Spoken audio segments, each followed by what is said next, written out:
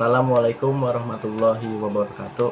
Apakah kalian tahu, di zaman yang berkembang pesat saat ini, banyak pekerjaan yang memang memiliki resiko kecelakaan yang begitu tinggi, hingga dapat menyebabkan luka-luka bahkan sampai memakan korban jiwa. Salah satu faktor penyebabnya ialah karena telah mengabaikan peran alat pelindung diri. Sebelum saya mulai, perkenalkan terlebih dahulu, nama saya yaitu Muhammad Ramadhani dari kelas E dengan NIM 22020160160. Saya atas nama Muhammad Taufik dengan NIM 22020161038 dari kelompok A6 atau kelompok F. Nama saya Marsandas Taman dengan NIM 2202016020063. Perkenalkan, nama saya Insyaf Muhammad Bertangkat Mana, NIM 2202016020083.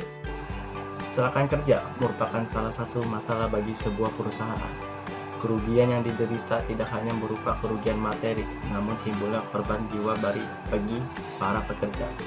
Kehilangan sumber daya manusia ini merupakan kerugian besar bagi perusahaan, karena diperlukan waktu untuk mencari atau mendidik sumber daya manusia yang sesuai perusahaan. Oleh karena itulah, diperlukanlah alat pelindung diri atau APD untuk mengurangi risiko kecelakaan dalam pekerjaan, terutama di dunia industri.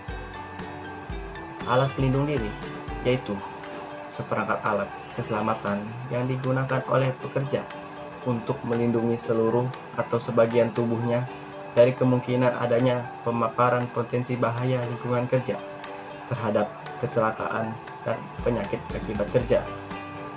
Kita lanjut ke slide berikutnya. Yang kedua, di Indonesia sendiri sudah ada peraturan yang menjelaskan tentang kewajiban bagi pengusaha untuk menyediakan APD kepada para buruh dan pekerja di tempat kerja yang tercantum pada Peraturan Menteri Tenaga Kerja dan Transmigrasi Nomor Per.08/Men V77 tahun 2010. Adapun isi dari peraturannya yaitu dibuat, dicoba, dipakai atau dipergunakan mesin pesawat, alat perkakas, peralatan atau instalasi yang berbahaya yang dapat menimbulkan kecelakaan, kebakaran atau peledakan. Kedua, dibuat, diolah, dipakai, dipergunakan, diperdagangkan, diangkut atau disimpan bahan atau barang yang dapat meledak, mudah terbakar, korosif, beracun, menimbulkan infeksi, bersuhu tinggi atau bersuhu rendah.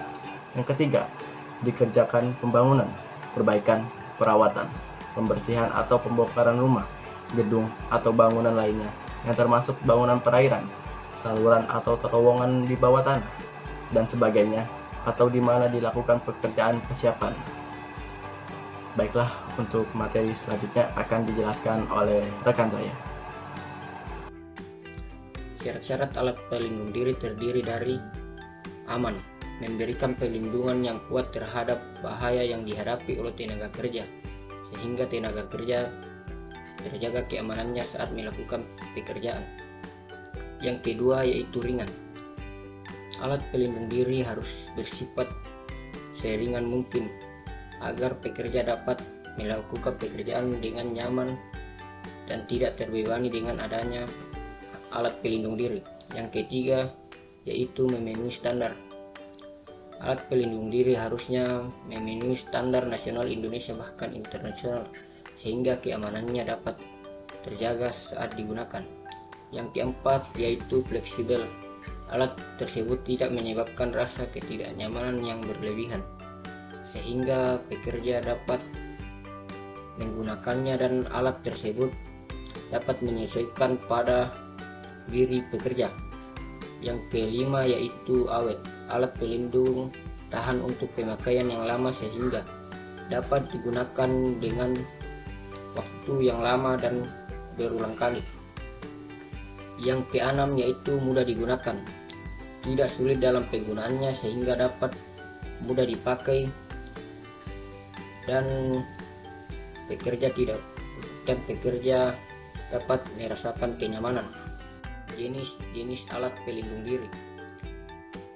Perlindungan untuk kepala. Yang pertama yaitu helmet. Helmet berfungsi untuk melindungi kepala dari bahaya yang dapat menyerang kepala. Yang kedua itu goggles atau alat pelindung mata yang dapat melindungi mata dari bahaya yang memungkinkan untuk mencederai daerah di sekitar mata. Yang ketiga yaitu earmuff atau alat pelindung telinga yang dapat melindungi bagian-bagian dari telinga. Yang keempat yaitu respirator atau masker pelindung yang dapat melindungi area pernapasan seperti mulut dan hidung dari bahaya-bahaya yang dapat terjadi pada saat melakukan pekerjaan. Adapun alat pelindung diri untuk badan, yang pertama fur patch adalah baju pelindung atau baju coverall seperti yang digunakan oleh para pekerja di lapangan. Baju ini disebut juga baju seperti di lapangan. Secara umum, baju ini memiliki fungsi untuk melindungi pekerja dari cedera ringan hingga berat atau mungkin yang terjadi di lapangan. Kedua, safety vest. Safety vest ini memiliki fungsi untuk mencegah terjadinya kontak kecelakaan pada saat bekerja, mengurangi resiko dalam kecelakaan bekerja, dan dapat terlihat pada saat bekerja di malam hari. Selain itu, safety vest ini dapat melindungi pemakainya dari air. Sebagian besar safety vest yang ada memiliki daya tahan terhadap air. Itu dikarenakan bahan material rompi yang terbuat dari bahan anti air sehingga dapat melindungi pemakainya dari air hujan atau angin. 3. Full body harness. Full body harness memiliki fungsi sebagai pelindung pekerja dari ketinggian. Alat ini digunakan oleh para pekerja pada saat di tempat ketinggian. Hal ini untuk mencegah para pekerja jatuh dan dapat menyebabkan cacat permanen atau kematian.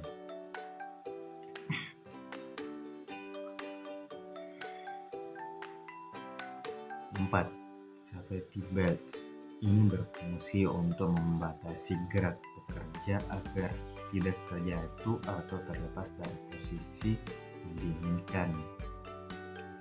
Beberapa pekerja mengharuskan pekerja untuk berada pada posisi yang cukup berbahaya, seperti pada posisi miring, yang tergantung atau memasuki rongga sempit.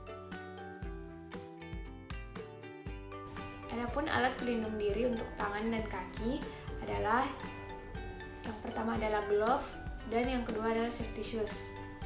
Safety shoes terbagi menjadi dua bahan, yaitu karet dan kain. Sama halnya seperti sarung tangan atau glove, juga terbagi menjadi dua bahan, yaitu terbuat dari karet dan dua terbuat dari kain.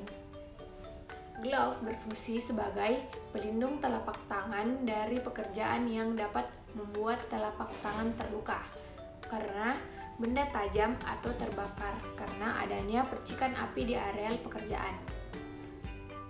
Adapun fungsi sepatu boot bukan sekedar melindungi telapak kaki saja, safety shoes juga bisa mengurangi resiko kecelakaan kerja yang fatal seperti kejatuhan benda-benda berat. Safety shoes juga memiliki kemampuan yang cukup besar dalam menahan berat sehingga resiko patah tulang atau masalah lainnya bisa diminimalisir. Nah, safety shoes memiliki fungsi sebagai pelindung telapak kaki dari bahaya benda-benda tajam yang tak terlihat oleh mata karena posisi benda tajam tersebut berada di bawah, seperti halnya paku, besi tajam, potongan seng atau aluminium dan lainnya. Ketebalan dari telapak safety shoes ini sangatlah bagus, berbeda dengan tapak sepatu yang lain karena safety shoes ini dikhususkan untuk para engineer saat bekerja di area proyek. Nah, adapun pemeliharaan alat pelindung diri, yaitu yang pertama adalah meletakkan alat pelindung diri pada tempatnya setelah selesai digunakan. Nah, alat pelindung diri tidak boleh sembarang diletakkan karena akan membuat alat pelindung diri bisa cepat rusak.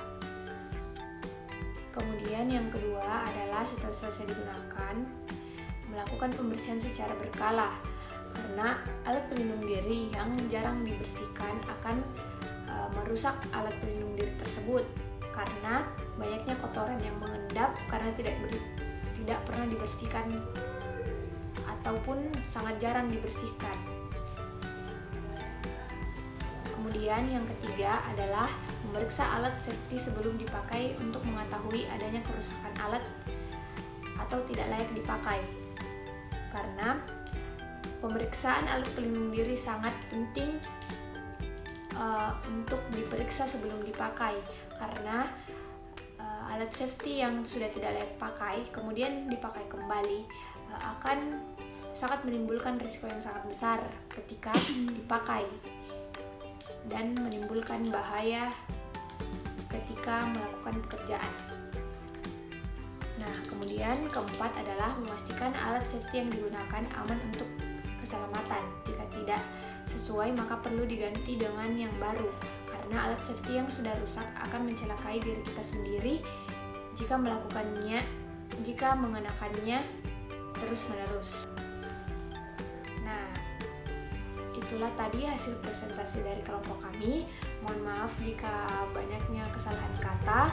Wabillahi taufiq wal hidayah. Wassalamualaikum warahmatullahi wabarakatuh.